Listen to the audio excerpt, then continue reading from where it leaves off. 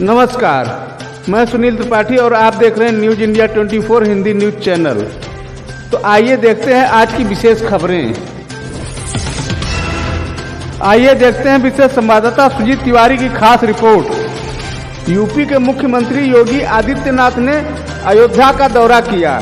मुख्यमंत्री ने पहले हनुमानगढ़ी मंदिर में दर्शन पूजन किया तथा रामलला के दर्शन करने के उपरांत राम मंदिर निर्माण कार्यों का जायजा लिया।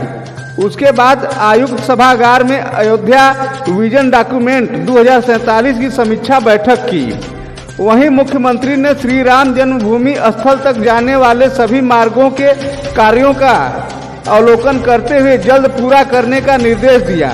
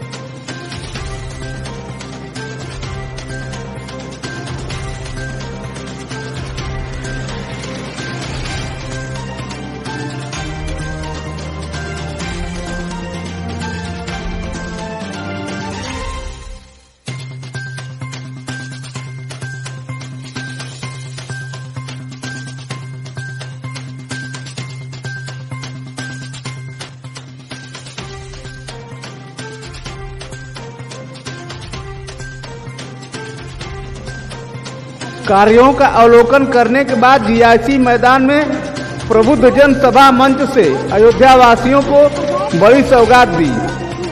1056 करोड़ की 46 विकास परियोजनाओं का लोकार्पण व शिलान्यास किया तथा पीएम किसान निधि के लाभार्थियों को प्रमाण पत्र के साथ पीएम आवास की चाबी लाभार्थियों को सौंपी।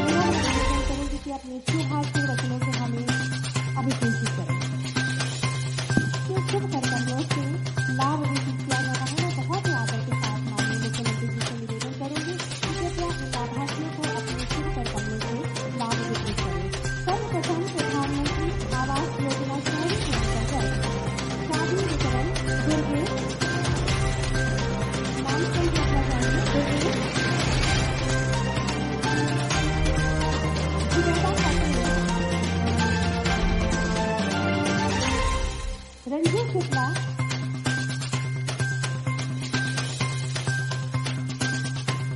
रीता गौड़ और नीलम।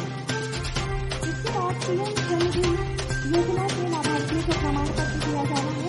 सबसे पहले श्री सौरभ गुप्ता,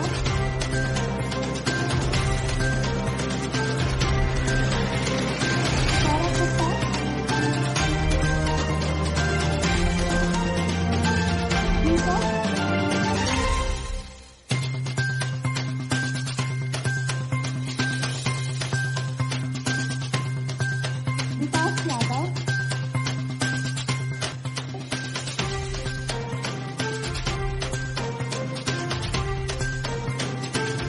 रुचेंद्र और जितेंद्र। मुख्यमंत्री युवा सहायता योजना के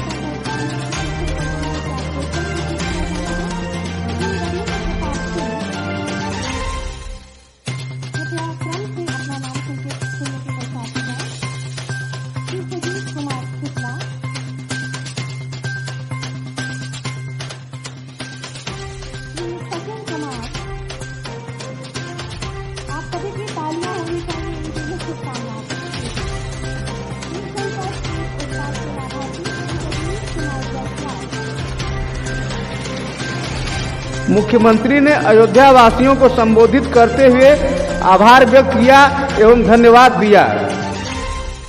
1046 करोड़ रुपए की परियोजनाओं का यहाँ पे लोकार्पण और शिलान्यास के साथ ही प्रबुद्ध जनों के साथ इस संवाद का कार्यक्रम हो रहा है। प्रभु श्री राम की इस पावन धरा को नमन करते हुए मैं पूरे अयोध्या वासियों को इन सभी परियोजनाओं की हृदय से बधाई देते हुए सभी प्रबुद्ध जनों का हृदय से स्वागत और अभिनंदन करता हूं। भाइयों बहनों,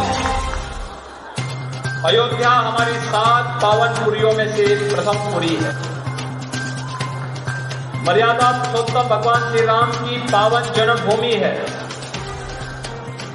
और 500 वर्षों का इंतजार समाप्त करके देश के यशस्वी प्रधानमंत्री मोदी जी के नेतृत्व में आज अयोध्या में भगवान श्री राम के भव्य मंदिर के निर्माण का कार्य प्रारंभ हो चुका है और इसलिए दुनिया की सबसे सुंदरतम नगरी के रूप में अयोध्या को बनाना, इस उद्देश्य से आज प्रातः काल से मैं, मेरे सहयोगी मंत्री, जनप्रतिनिधि और 12 विभागों के वरिष्ठ अधिकारीगण सुबह से ही इन सब कार्यों को लेकर के अयोध्या में बैठ करके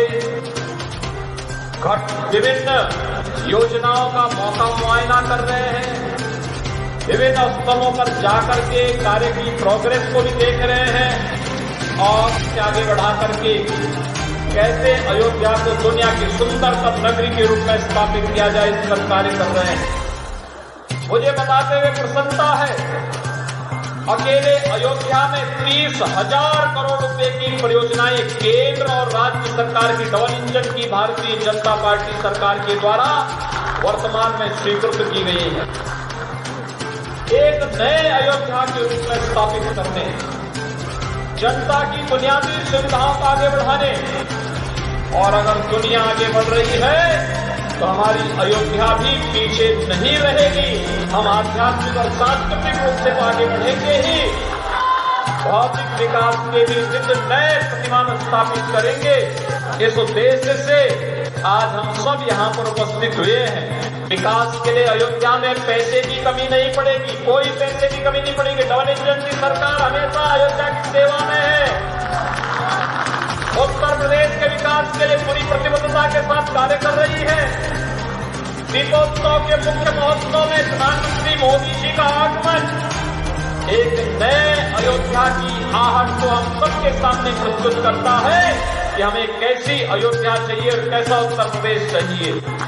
दीपोत्सव के कार्यक्रम में प्रधानमंत्री जी का आगमन अयोध्या के प्रति उनकी अथाह निष्ठा को प्रदर्शित करता है, जो उन्होंने अयोध्या में भगवान राम के भव्य मंदिर निर्माण के लिए किए गए दृढ़ इच्छा शक्ति और दृढ़ निश्चय के फलस्वरूप 500 वर्षों का पुनर्विचार समाप्त हुआ और आज अयोध्या में रामलला का भव्य मंदिर का निर्माण कार्य प्रारंभ हो गया।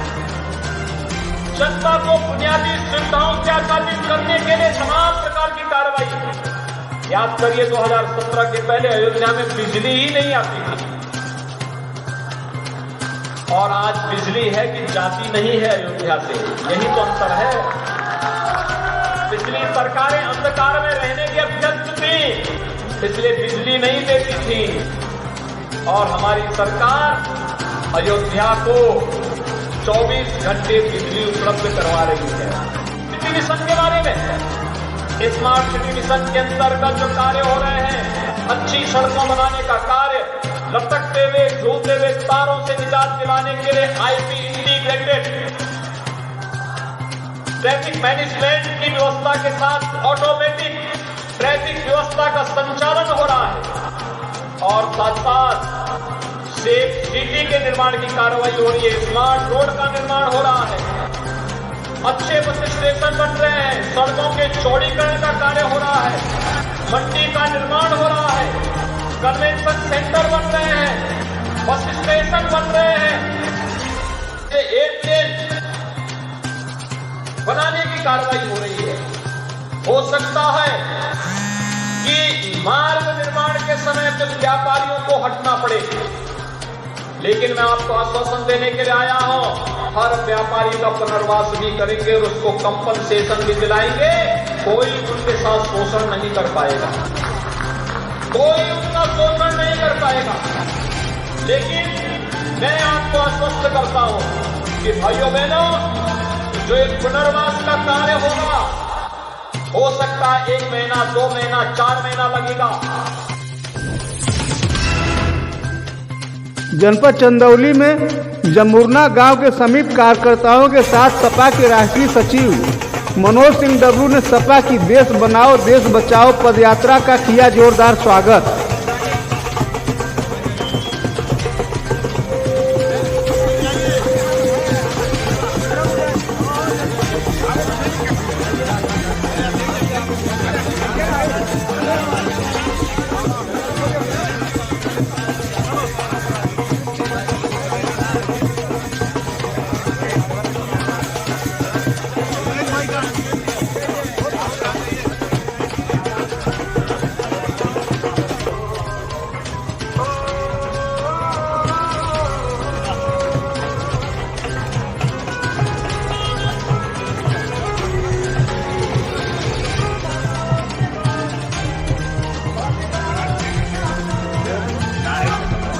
वहीं पदयात्रा का नेतृत्व गाजीपुर के अभिषेक यादव कर रहे थे, जो प्रदेश के 50 विधानसभाओं में पदयात्रा निकालते हुए चंदौली पहुंचे।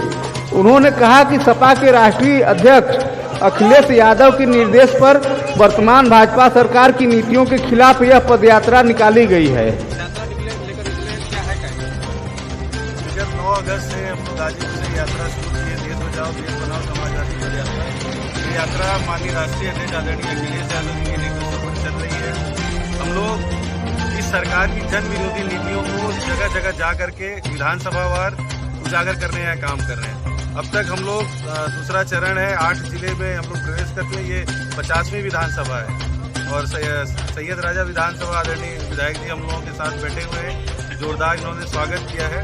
हम लोग लोगों को घर घर जाकर के ये बता रहे हैं कि इस सरकार की गलत नीतियों की वजह से बेरोजगारी बढ़ी है, महंगाई इस सरकार की नीतियों ने बढ़ाया है। इस सरकार चाहे तो एक दिन में महंगाई कम हो सकती है, लेकिन सरकार की प्राथमिकता में गरीब तबका और मध्यम वर्ग है ही नहीं है, केवल पूंजीपतियों के लिए काम कर रही है। उन्हीं पूंजीपतियों के हाथ में देश के जो हमारे अमूल्य संपदाएं हैं उनको बेचने का काम कर रही है। आम जनता ने क्या रिस्पांस मिला किया था? आम जनता के रिस्पांस आप इस उदाहरण से देख सकते हैं कि अभी तक फिलहाल कोई विरोध हम लोगों का नहीं हुआ है। पिछले 64 दिन से हम लोग चलते हैं, कहीं पर जनता ने हम लोग से ये नहीं कहा कि आप लोग गलत कर रहे हैं। सब लोग हर जगह सराहना कर रहे हैं और सब लोग इस बात को कह रहे हैं कि ये वाकई में जनता की बात हो रही है, जनता के मुद्दों की बात हो रही है और उन्हें समाजवादियों से ही। वहीं सपा के राष्ट्रीय सचिव मनोज सिंह डबरू ने भी सरकार पर जमकर साधा निशाना। यात्रा को लेकर सैयद राजा में प्रवेश किया है, मैं उसका स्वागत करता हूँ। आपके विधानसभा में यात्रा कहाँ से कहाँ से? जमुना से शुरू हुई है, यहाँ बर्दीसाड़ा, आवाजापुर, शहीद गांव, चढ़ावल चौकी, होते हुए आपके गढ़गावा, औरंगाबाद, नाइकपुर, कमालपुर, बुढ़िया, जनौली, लौटा और माधोपुर में जो नेताजी की कुटिया बन रही है, नेताजी की कुटिया में इसका रात को विश्राम है और फिर कल सुबह 5 घंटे। राहुल गांधी ने मध्य प्रदेश में भारत जोड़ो यात्रा के दौरान चलाई बुलेट मोटरसाइकिल। वैसे तो राहुल गांधी हर कार्यक्रम में कुछ नया करते ही रहते हैं। बता दें कि इंदौर में मामा के ढाबा पर कार्यकर्ताओं के साथ चाय पीने रुके।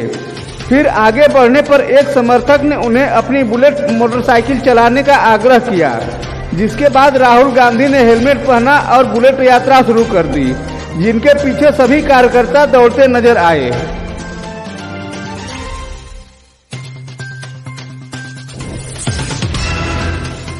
जनपद चंदौली के साहबगंज थाना क्षेत्र के भोड़सर गांव में महिलाओं के विवाद में दो पक्षों के बीच जमकर हुई मारपीट में दोनों पक्षों के 5 लोग हुए घायल।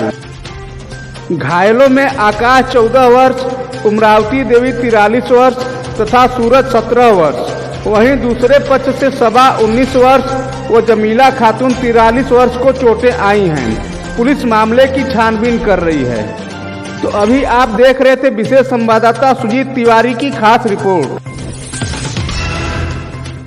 अब आइए देखते हैं मिर्जापुर से हेमंत कुमार मिश्रा की खास रिपोर्ट। मिर्जापुर में वाणिज्य कर राज्य मंत्री अनुप्रिया पटेल द्वारा बीपीएल प्रीमियर लीग के विजेता खिलाड़ियों को अंग वस्त्र देकर किया गया सम्मानित। बता दें कि लखनऊ में प्रदेश सरकार द्वारा प्रदेश स्तरीय बीपीएल प्रीमियर लीग का आयोजन किया गया था, जिसमें मिर्जापुर जनपद के क्षेत्र पंचायत सदस्यों ने फाइनल में जौनपुर की टीम को हराकर जीत हासिल किया। वहीं जनपद आगमन पर केंद्रीय राज्य मंत्री ने सभी का स्वागत किया एवं बधाई दी।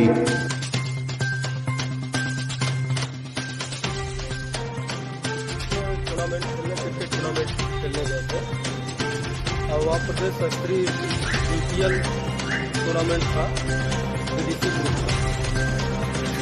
वहाँ हम लोग जौनपुर को हरा के विजयी हुए हैं फाइनल। आज मंत्री जी ने सम्मानित किया, कैसा लग रहा है? बहुत बढ़िया लग रहा है। मिर्जापुर जिले के मसारी गांव निवासी विकास गौड़ बीएचयू से संबद्ध राजीव गांधी दक्षिणी परिसर बरखचा मिर्जापुर के मेंस में खाना बनाने का कार्य करता है। सिलेंडर लीकेज के कारण चेक करते समय अचानक आग लग जाने से झुलस गया, जिसे तुरंत जिला अस्पताल में भर्ती कराया गया, जहां उसका इलाज चल रहा है।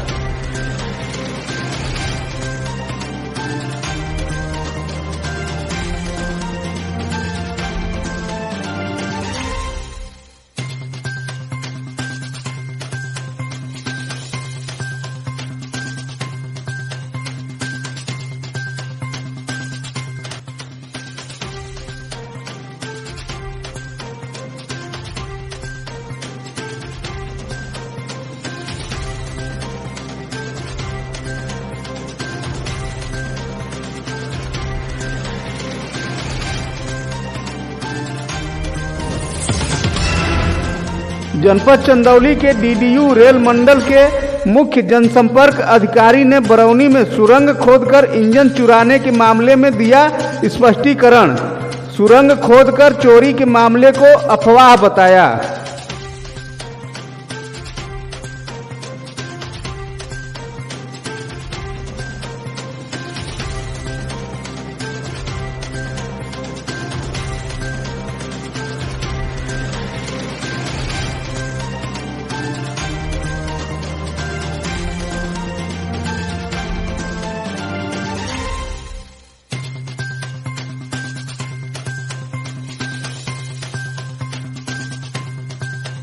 कई सारे न्यूज चैनल एजेंसी और न्यूज़पेपर अनवेरीफाइड न्यूज चला रहे हैं। बिहार के बरौनी में टनल को दिख करके और जो साइड में पड़े हुए इंजन के पार्ट बाय पार्ट खोलकर पूरी न्यूज चलाई, एकदम ही गलत है और एक सेंसेशन फैलाने वाली है। सच ये है कांग्रेस के और ट्रेन के इंजन में इसके मोटर के अंदर का कॉपर वायर को काटकर खोले जाते हैं। उसकी पूरी रिकवरी आज उसने कर ली है और उसने अरेस्ट भी कर लिए हैं और कानूनी प्रक्रिया चालू है। अथवा यह न्यूज भ्रामक है और तथ्यहीन है। वाराणसी के सारनाथ थाना क्षेत्र में हैरान करने वाली घटना घटी। बता दें कि सारनाथ थाना क्षेत्र में एक पावर लूम में रात्रि के समय चोरी की नीयत से चोर ने दरवाजे में घुसने की कोशिश की, जिसमें उसकी गर्दन फंस गई और संदिग्ध परिस्थितियों में उसकी मौत हो गई। सुबह जब स्थानीय लोगों ने देखा तो मामले की सूचना पुलिस को दी, जो मौके पर पहुंचकर जांच में जुट गई।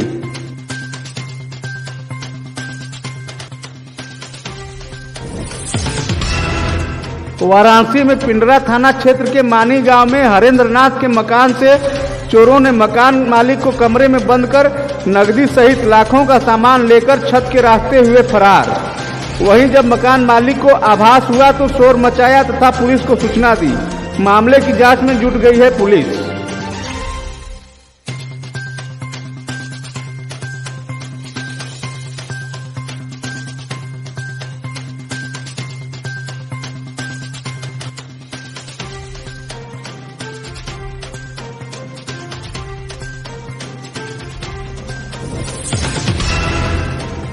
कानपुर चिड़ियाघर में टॉय ट्रेन से कटकर हुई महिला की दर्दनाक मौत। मृतका की बेटी अदिति ने बताया कि छुट्टी होने के कारण सभी चिड़ियाघर घूमने आए थे, जहां ट्रेन में बैठते समय उसकी मां गिर गई और घायल हो गई, जहां हाईलैंड अस्पताल में इलाज के दौरान उनकी मौत हो गई।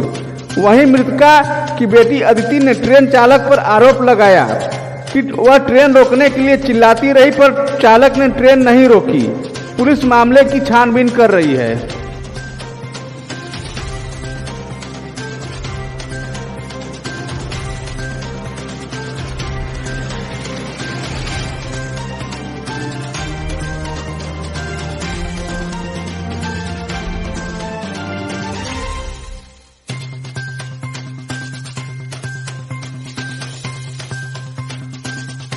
तो वो अपने परिवार के लोगों के साथ आज जू में घूमने के लिए गई थी और इस बीच में वो जो टॉय ट्रेन है उसमें चढ़ने का प्रयास करी थी। उनके परिवार में उनकी एक बेटी है, वो ऑलरेडी चढ़ चुकी थी और ट्रेन चल रही थी। शायद उस दरमियान उन्होंने जो है वो चढ़ने का प्रयास किया और इसमें वो फिसलने की वजह से ट्रेन की चपेट में आई और उनको चिड़ियाघर के जो लोग हैं उनको यहाँ पर करेक्ट हॉस्पिटल में लाए, मृत घोषित कर दिया गया है।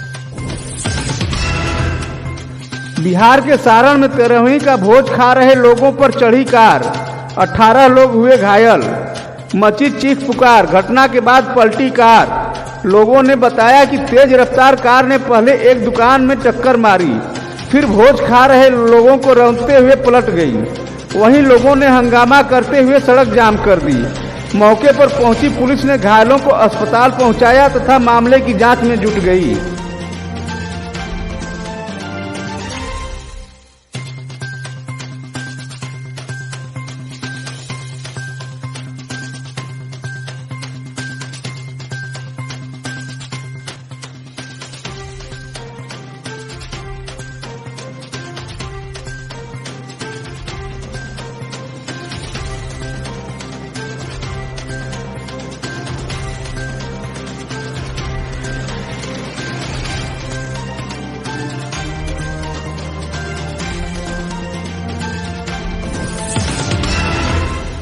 हाथों से नहीं पैरों से सटीक निशाना लगाती है जम्मू की हाथों से दिव्यांग बेटी शीतल। गोवर्धन में आयोजित तीरंदाजी प्रतियोगिता में जम्मू टीम के साथ पहुंची। बता दें कि हाथ नहीं होने के बावजूद भरपूर जज्बे के साथ दिखाया अपना हुनर। वहीं मथुरा की सांसद हेमा मालिनी ने मुलाकात कर शीतल को दी बधाई। सभी ने शीतल के हौसले की जमकर तारीफ की।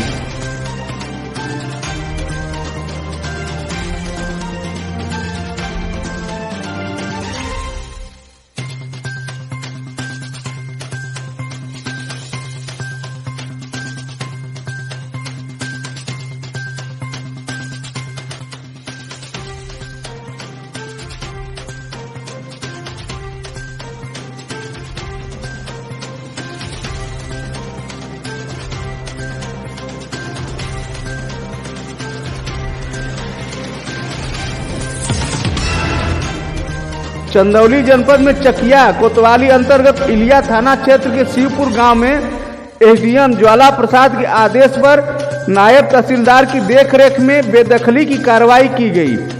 पीड़ित ने सामान हटाते हुए आरोप लगाया कि मुकदमा अभी चल रहा है, पर एसडीएम ने एक पक्षी कार्रवाई की है। वहीं नायब तहसीलदार ने बताया कि वह एसडीएम के आदेशों का पालन कर रहे हैं।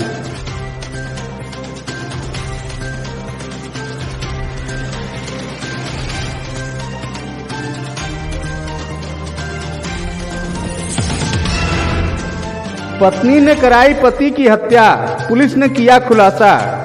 बता दें कि बस्ती सदर के वाल्टनगंज थाना क्षेत्र के गणेशपुर निवासी विनोद सोनी की हत्या प्रेम प्रसंग के चलते उसकी पत्नी ने कराई। इस मामले में अपर पुलिस अधीक्षक दीपेंद्र राज चौधरी ने अपने कार्यालय में मामले का खुलासा किया। वहीं हत्यारोपी आरोपियों को जेल भेज दिया।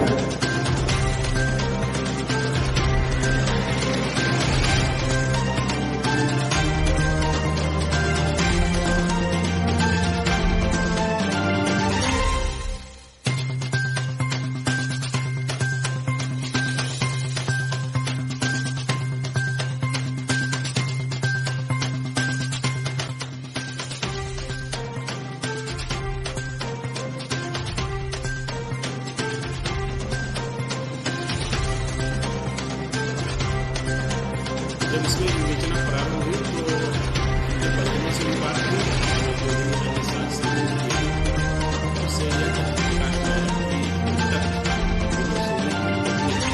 के अवैध संबंध उसके बहनों से, इसके एक चचेरी ननद थी, उसका हस्बैंड जगन्नाथ जो कि न्यायालय में एडहॉक रूप में काम करता था, उसके इससे अवैध संबंध है। और गुड़िया लगता है उसके पति से इसी वजह से संबंध खराब हो गया और उसने से बात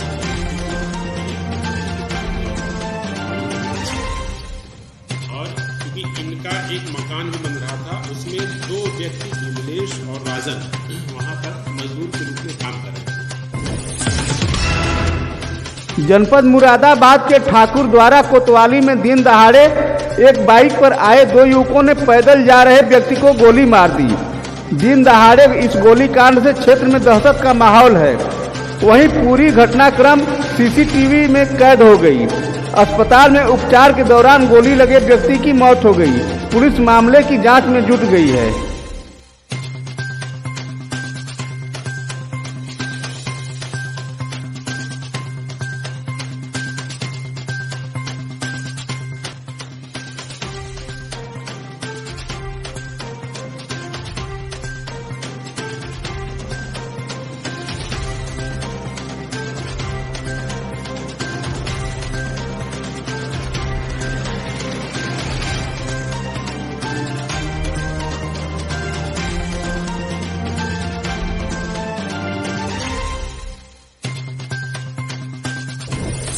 तो अभी आप देख रहे थे आज की विशेष खबरें। इसी के साथ अपने साथी सुनील त्रिपाठी को दीजिए इजाजत। नमस्कार।